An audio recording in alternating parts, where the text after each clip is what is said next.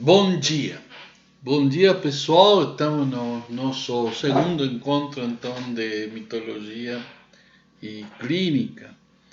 E na vez passada então a gente viu o lugar, o espaço né, que teria Mircea Eliade neste percurso pela mitologia. Mircea Eliade, o teólogo que trabalhou até o ano 57 na França, depois foi para Estados Unidos. E na França ele teve um contato, assim, com uma aproximação bastante interessante numa conferência com Lacan, né? E nesse sentido a gente pode ver que uma distinção importante vai se dar entre o que é tomar desde a teologia com um caráter sagrado e o que vai fazer Lacan com os mitos, né? Que é de uma outra categoria, que é de uma categoria de aproximação clínica, poderíamos dizer. Para isto aqui, então, eu vou aproximar neste segundo momento umas observações acerca da ideia com a qual trabalha Lacan o mito lá pelo ano 57, quando ele observava a construção do caso clínico que Freud toma sobre o pequeno Hans, né?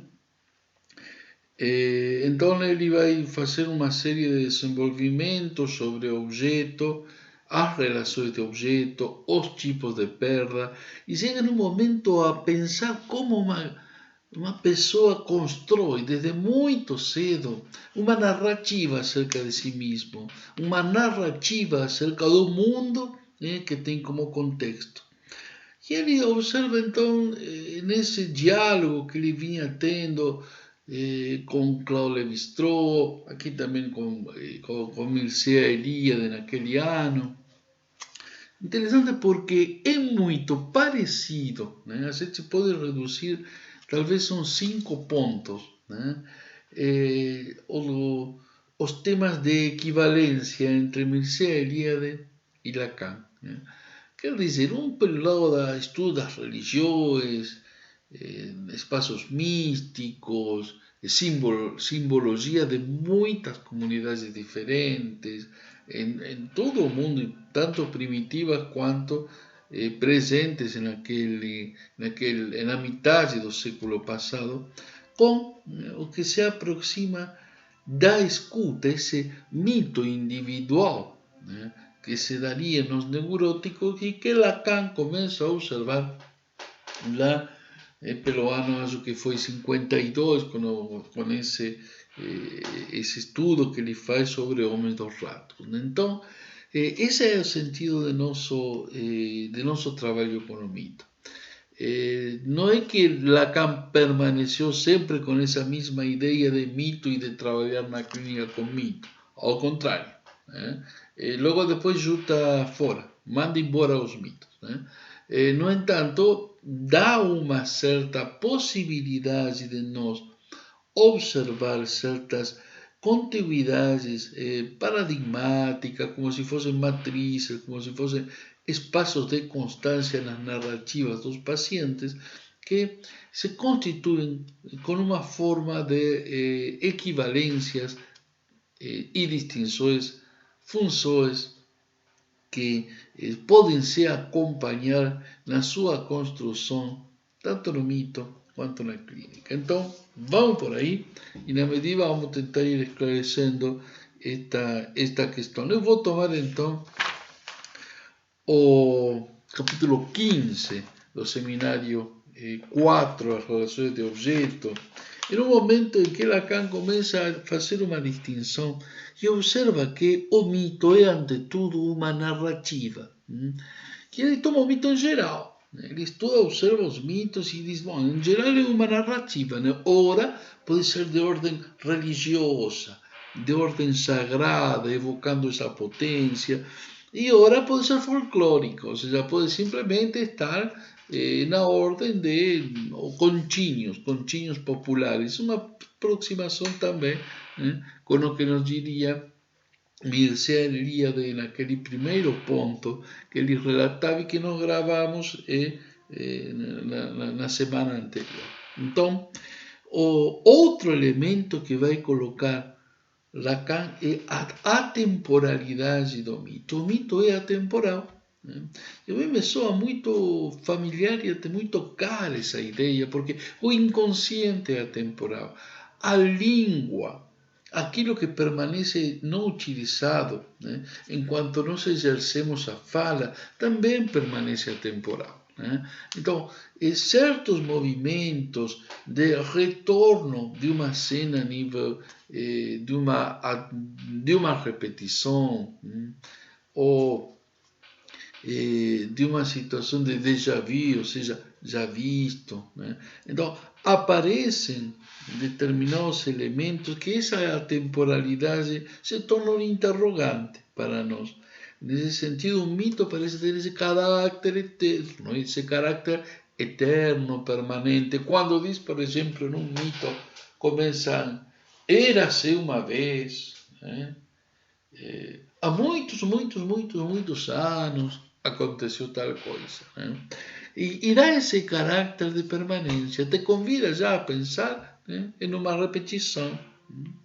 E nesse sentido, a gente vai ver que o mito tem esse caráter de ficcional, de construção, parece que traz sempre algo da ordem estética, te poderia dizer, rouba um pouco na sua imagem a características que evocam ao tempo algo permanente, algo que se dá constante no relato do mito, de geração a geração, quando novamente é trabalhado. Eu te diria isso tanto que acontece nas sociedades tradicionais, pelo que observo na leitura de Mircea Eliade, quanto também a gente poderia dizer que quando as pessoas estudam o mito de Narciso, se espantam pela contemporaneidade. Ou quando estudam o mito de Eros, se espantam porque parece que o Eros, erótica, se faz presente. Aspectos da erótica são reatualizados quando se relata o mito. Nesse sentido, há uma constância que é diferente de fazer poesia, porque a poesia, a literatura, uma distopia, até uma utopia, coisas que foram escritas e você vê que a imaginação era fundamental, o artista está independente. Já no relato do mito, não. Né? O relato do mito pode ter certa produção singular, por quem exerce a fala, no entanto, remite a certos mitemas, certas unidades constitutivas que são, para Lacan, e pela invenção de seu mestre na época, dentro desta temática da mitologia, o Claude Lévi-Strauss, que vamos fazer alguns comentários na próxima semana. Esse caráter de ficção está muito bem relatado por Lacan no seminário da Carta Roubada, e retomo aqui nestas páginas. Eu remito novamente na página 58 e 59 do capítulo 15 das Relações de Objeto. Né? Peguem, deem uma lida nesse seminário, tem muita coisa importante, mas nos interessa neste momento do mito, e o que diz acerca da construção, diz, olha, o mito é uma ficção, né? No entanto, essa ficção, que todos sabemos que é um faz de conta, né? É um contínuo, no entanto, parece que remite a alguma verdade singular. As pessoas se fascinam com os mitos. Né? É muito legal observar quanto as pessoas encontram algo de si naquilo que o mito relata. Faz um efeito de significação, um efeito de verdade, e eles te dizem às vezes, aí que está. É como se aí pegaram, né, uma âncora, um momento de ilusão, uma nova ilusão que lhe é própria ao mesmo tempo que é universal. Olha, o importante é que seja temporal e que seja uma potência sagrada, porque é universal. Corresponde, então, não ao particular de minha questão com, por exemplo, o narcisismo, a erótica, o pai, ou determinadas produções inventivas, não. Diz de mitos, coisas que aconteceram há muito tempo com os primeiros seres sobrenaturais, no caso de Mircea Eliade, e que te acontecem por tua própria condição humana. Falam um pouco de nossa própria criação, de nossa própria chegada ao mundo como seres humanos. Tá? Então, pega por aí, ou seja, esse lugar de verdade, e que peso vai ter? Diz, olha, Candice, olha, ele já vinha falando, a própria ficção, quando se constrói, tem que ter um pezinho sobre o possível, o viável, sobre o que pode ser construído. E nesse sentido, a gente vê que entre o que é e o que não é, a gente fica aí olhando, pegando, por exemplo, alguma ficção futurista ou alguma ficção que pode ser de investigação policial. Então a pessoa diz, mas é assim, mas não é assim. Né?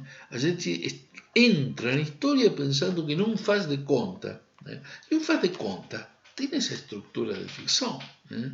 Um faz de conta, lá na Argentina, por exemplo, se dizia, dale que nós somos bombeiros, por exemplo. Então, aí vinha tudo uma forma de representação na qual se cria uma possibilidade. Né?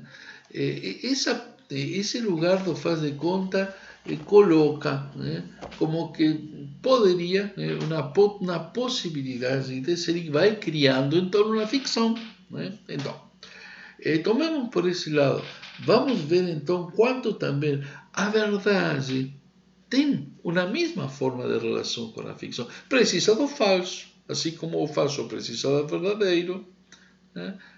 A verdade precisa medir-se com aquilo que não seja verdade. Nesse sentido, é a mesma coisa, do ponto de vista da narrativa, não do ponto de vista do jurista. Tá? Eu sempre faço esse esclarecimento. Né? Eu não quero que me condenem a partir de uma ficção ou de uma fantasia. Né? Então, para um juiz, um jurista é outra coisa. Mas do ponto de vista da narrativa e da escuta, a verdade tem estrutura de ficção. Né? Aí está. Vamos a colocar rapidamente algumas questões sobre o mito, que me dá a impressão que será o mais aproveitável para nosso vínculo com a escuta, nosso vínculo com o fazer clínica, né? Tentativas de fazer clínica, né?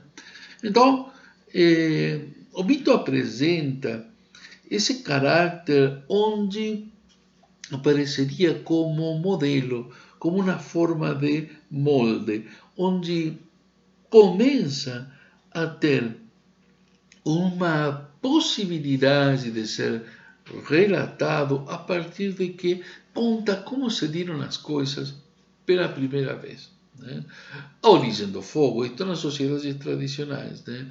A origem da chuva, de determinada planta que começa a nascer, mas dentro da história que relata, também faz sempre uma menção aos primórdios, né? Os princípios.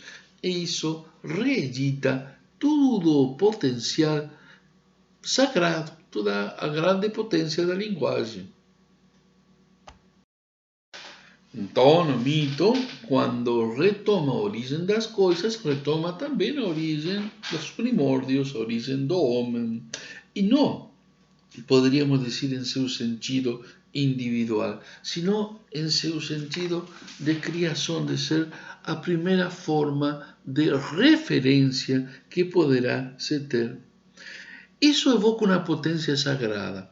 Isso está presente tanto em Mircea Eliade quanto em Lacan. Né?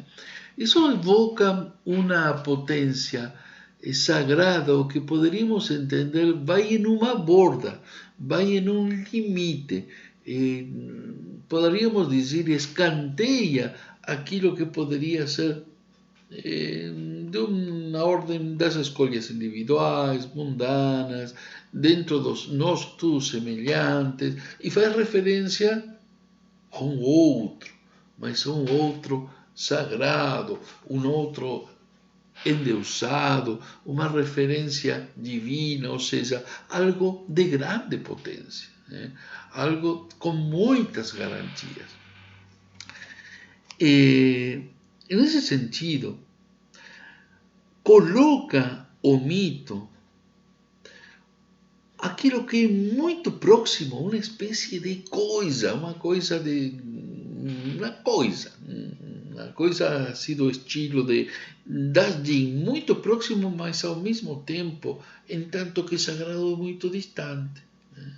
E o homem fica então, ao mesmo tempo, parte de sua interioridade, parte daquilo que é íntimo e às vezes difícil de reconhecer, também está por fora, também permanece no exterior, no universo, né?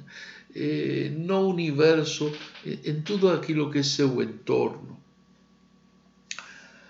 O poder, esse poder que vai ter o mito tanto no indivíduo, na estruturação, tanto nas relações das sociedades arcaicas e tradicionais, e eu suspeito que muito na atual. Depois vamos dar umas observações sobre isso.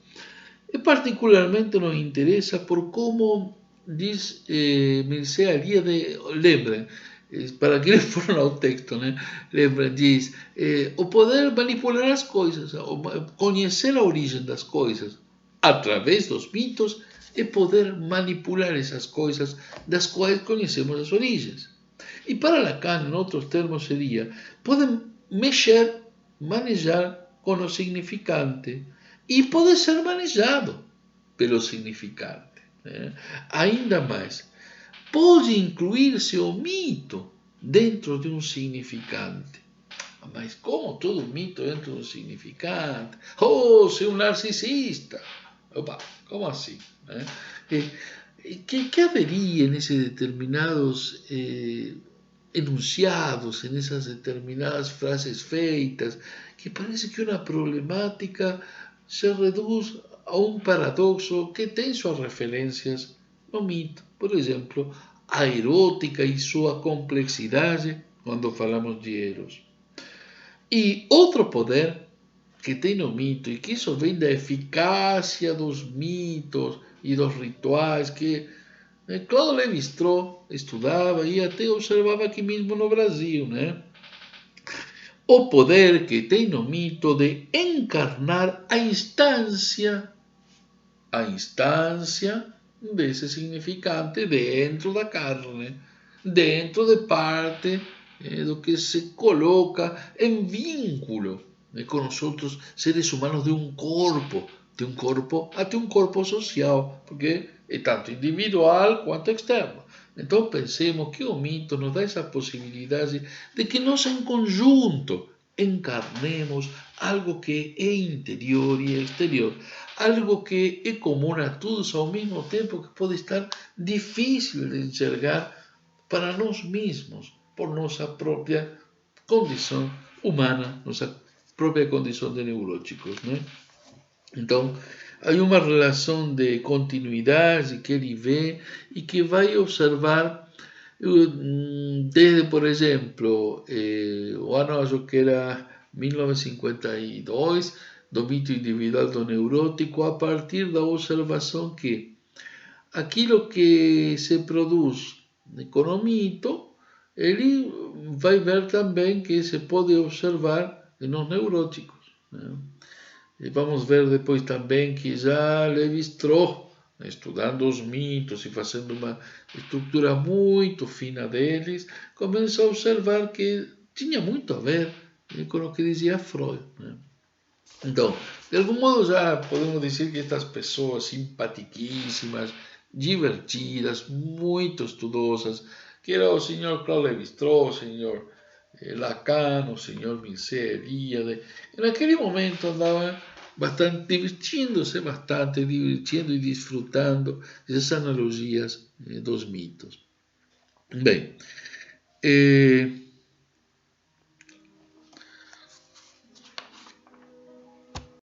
então, por último, a questão de reviver o mito quando este é relatado. Né? Esse ponto, e com isto fechamos tudo nosso percurso de hoje, é a possibilidade de trazer o mito quando se relata ele ou quando se reedita na vida da pessoa um equivalente de aquilo que viveu anteriormente. Então, revivir o mito assim como nas sociedades tradicionais, voltar a carregar de potência determinada circunstância, também é uma forma de repetição que as pessoas neuróticas fazemos no nosso dia cotidiano através de sintomas, de hábitos, de rituais, né? Enfim, a possibilidade de reinscrição de alguma coisa. Nesse sentido, né, a gente vai pensar que a própria forma de que na mitologia era voltar a relatar determinado mito, no caso individual de um neurótico, seria essa circularidade da repetição. E desse modo, as 5 características fundamentais que o Eliade trabalha com aqueles mitos desde o ponto de vista das religiões e das culturas, podemos dizer que de algum modo Lacan as vai observando nesses estudos, nessa pergunta sobre o funcionamento do mito, também no fazer clínico. Bem, eu acho que vamos aproveitar todos estes elementos e vamos ver na próxima vez os pontos sobre os quais o Claude Lévi-Strauss trabalhou a ideia de estrutura dos mitos. Né? Então, até a próxima. Até mais, pessoal.